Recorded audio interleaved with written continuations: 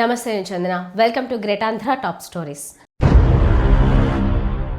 వంశీ మౌనం టీడీపీకి అత్యంత ప్రమాదకరం. తిరుపతి గోవిందరాజస్వామి ఆలయంలో ఏంటి ఘోరం? ధర్మాలకు కీలక బాధ్యతలు. షర్మిలకు కాంగ్రెస్ అగ్రనేతల పరీక్ష. వైసీపీ సీనియర్ నేత గన్నవరం మాజీ ఎమ్మెల్యే వల్లభనేని వంశీ మౌన ఋషి అయ్యారు. వివిధ కేసుల్లో ఆయన్ను 137 రోజుల పాటు జైల్లో ఉంచారు. అది చాలదన్నట్టు ఎప్పుడో 18 నెలల క్రితం తనపై అనుచరులతో కలిసి హత్యాయత్నం చేసినట్టు సునీల్ అనే టీడీపీ కార్యకర్త ఫిర్యాదు చేయగా దానిపై విజయవాడ మాచవరం పోలీసులు కేసు నమోదు చేశారు. ఆ కేసులో వంశీని అరెస్ట్ చేయాలని అనుకున్నారు. అయితే ఏపీ హైకోర్టులో ఉపశమనం దొరికింది. దీంతో అరెస్టు నుంచి ఆయన తప్పించుకోగలిగారు. తన కేంద్రంగా ఇంత జరుగుతున్నా వంశీ నోరు తెరవడం లేదు. కూటమి ప్రభుత్వ వేధింపులకు భయపడి ఎక్కడికో పారిపోతాడని టీడీపీ నాయకులు అనుకున్నారు. కానీ వల్లభనేని వంశీ ఆ పని చేయలేదు. చంద్రబాబు సతీమణి భువనేశ్వరిపై నోరు జారి వంశీ పెద్ద తప్పు చేశారు. ఆ తర్వాత క్షమాపణ చెప్పారు.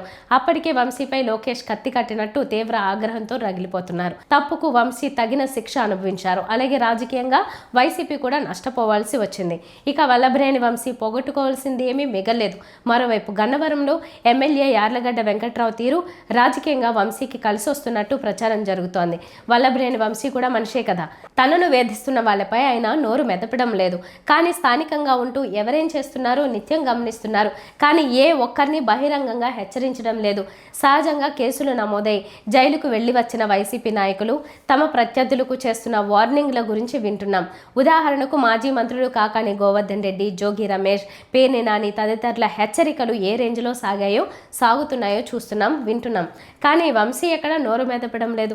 బహుశా అధికారంలోకి వచ్చాక ఏం చేయాలో అప్పుడు చూసుకుందామనే ధోరణి కనిపిస్తోంది. అయితే ఏదో ఒకటి మాట్లాడడం సులువు, నోరు జారకపోవడం చిన్న విషయం కాదు. చాలా సంయమనం అవసరం. వంశీలో ఆ సంయమనాన్ని చూస్తున్నాం. వంశీలోని మౌనమే టీడీపీకి అత్యంత ప్రమాదకరం. మనసులో ఏముందో మిగిలిన వైసీపీ నాయకుల్లా వంశీ బయటికి వెల్లడించలేదు. ఇదే గన్నవరం టీడీపీ నాయకుని భయపెడుతోంది.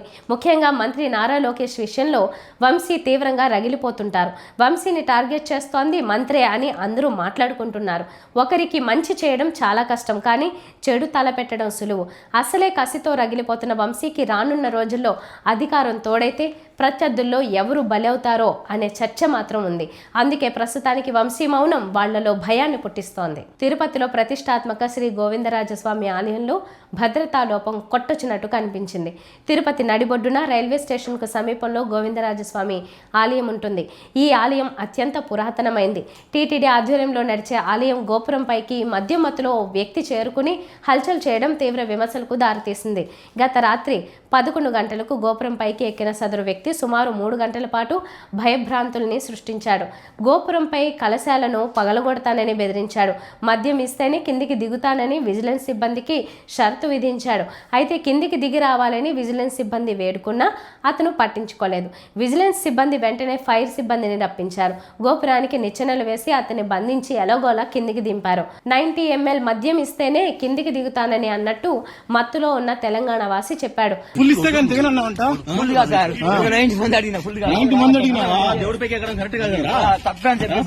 అతన్ని ఈస్ట్ పోలీసులు అరెస్ట్ చేశారు. ఈ ఘటన భద్రతా లోపాన్ని తెలుపుతోందనే విమర్శ వెలువెత్తుతోంది. వైసీపీలో సీనియర్ నేతలు అనేక మంది ఉన్నారు. వారి సేవలను పార్టీ ఉపయోగించుకోవాలని చూస్తోంది. కొత్త ఏడాదిలోకి ప్రపంచం ప్రవేశించింది. ఏపీలో కూడా రాజకీయాల్లో ఆ ప్రభావం ఉంది. 2026, 2027లో 2 ఏళ్లు కనుక గట్టిగా జనంలో ఉండి పోరాడితే 2029 ఎన్నికల్లో పైచేయి సాధించేందుకు అవకాశాలు ఉంటాయని వైసీపీలో చర్చ జరుగుతోందని చెబుతున్నారు. ఈ క్రమంలో వైసీపీలో కీలక నేతలను, అనుభవం ఉన్న వారిని ఫోర్ ఫ్రంట్లో నిలబెట్టి అధికార కూటమి ప్రభుత్వం విధానాలను నిశితంగా జనంలో చర్చకు పెట్టేలా చేయాలని వైసీపీ హైకమాండ్ భావిస్తోందని అంటున్నారు. సబ్జెక్టుతో కూటమి వాదనలను తిప్పికొట్టి వాస్తవాలను జనంలో ఉంచేందుకు విషయం, అనుభవం కలబోసిన నేతలు అవసరం ఉంది. వైసీపీలో సీనియర్లలో అలాంటి వారి కొరత లేదు.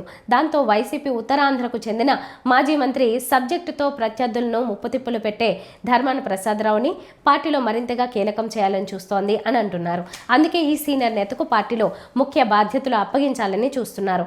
ఆయనను శ్రీకాకుళం నుంచి తాడేపల్లి కేంద్ర కార్యాలయానికి తీసుకుని రావడం ద్వారా అనునిత్యం కూటమి ప్రభుత్వంలో జరిగే తప్పొప్పుల మీద జనం పక్షాన నిలిచి మీడియా ముందు మాట్లాడే విధంగా చూడాలని భావిస్తున్నారని అంటున్నారు. ఈ విషయం మీద అధినేత జగన్ అయితే ధర్మానతో ఈసరికే చర్చించారు అని అంటున్నారు. దానికి ధర్మాన అంగీకరించారని కూడా చెప్తున్నారు. ఏపీ కాంగ్రెస్ అధ్యక్షురాలు షర్మిలకు అగ్రనేతలు పరీక్ష పెట్టనున్నారు. ఈ మేరకు అధికారికంగా ఏపీ పర్యటన ఖరారైంది. వచ్చే నెల ఫిబ్రవరి 2న ఉమ్మడి అనంతపురం జిల్లాలో కాంగ్రెస్ అగ్రనేతలు నిరసన కార్యక్రమం చేపట్టాలని నిర్ణయించారు. ఈ కార్యక్రమానికి కాంగ్రెస్ అగ్రనాయకులైన సోనియా, రాహుల్ గాంధీ, మల్లికార్జున ఖర్గే తదితరులు హాజరు కానున్నారు. మహాత్మా గాంధీ జాతీయ గ్రామీణ ఉపాధి హామీ పథకానికి మోదీ సర్కార్ ఇటీవల పేరు మార్చింది. వికసిత్ భారత్ రోజ్గార్ ఆజీవికా హామీ మిషన్ గ్రామీణ్గా కేంద్ర ప్రభుత్వం మార్పు చేసింది. అలాగే పని దినాలు కేంద్ర ప్రభుత్వ నిధుల మంజూరులో కూడా మార్పు తీసుకొచ్చింది. ఒకవైపు పని దినాల్ని 100 నుంచి 125 రోజులకి పెంచుతూనే రాష్ట్ర ప్రభుత్వాలు 40% భరించాలని చట్టం కూడా తీసుకురావడంపై ఇండియా కూటమి తీవ్ర స్థాయిలో రగిలిపోతోంది. దీనికి వ్యతిరేకంగా దేశవ్యాప్తంగా కాంగ్రెస్ పార్టీ నేతృత్వంలో పెద్ద ఎత్తున ఉద్యమం చేపట్టాలని నిర్ణయించింది. ఇందులో భాగంగా జాతీయ ఉపాధి హామీ పథకాన్ని మొట్టమొదట ప్రారంభించిన సింగనమల నియోజకవర్గంలోని బండ్లపల్లికి కాంగ్రెస్ అగ్రనేతలు రావడానికి నిర్ణయించారు. గతంలో మన్మోహన్ సింగ్ ప్రధానిగా, వైఎస్ఆర్ సీఎంగా ఉన్న సమయంలో బండ్లపల్లిలో ఉపాధి హామీ పథకాన్ని ప్రారంభించిన సంగతి తెలిసిందే. ఈ కార్యక్రమానికి అప్పట్లో సోనియా గాంధీ హాజరయ్యారు. వలసల నివారణ నిమిత్తం తీసుకొచ్చిన పథకాన్ని నేడు మోదీ సర్కార్ గొంతుకోయాలని చూస్తోందని కాంగ్రెస్ ఆరోపిస్తోంది. మోదీ సర్కార్ వైఖరికి నిరసనగా బండ్లపల్లిలో చేపట్టే కార్యక్రమం ఏపీ కాంగ్రెస్ చీఫ్ షర్మిలకు ప్రతిష్టాత్మకం. ఎందుకంటే ఏపీలో కాంగ్రెస్ పరిస్థితి నామమాత్రమే. అందుకే నిరసనను విజయవంతం చేయడం సవాల్తో కూడుకున్నది. కాంగ్రెస్ అగ్రనేతలు చేపట్టే నిరసన కార్యక్రమం ఫెయిల్ అయితే జాతీయ స్థాయిలో ఆ పార్టీకి అవమానం. అంతిమంగా దాని ప్రభావం షర్మిలపై రాజకీయంగా పడుతుంది. అందుకే షర్మిలకు కాంగ్రెస్ పరీక్ష పెట్టిందనే చర్చ జరుగుతోంది. షర్మిల ఏ రకంగా చేస్తారో మరి. ఇవి వాటి టాప్ స్టోరీస్. మరిన్ని అప్డేట్స్తో కలుద్దాం. నమస్తే.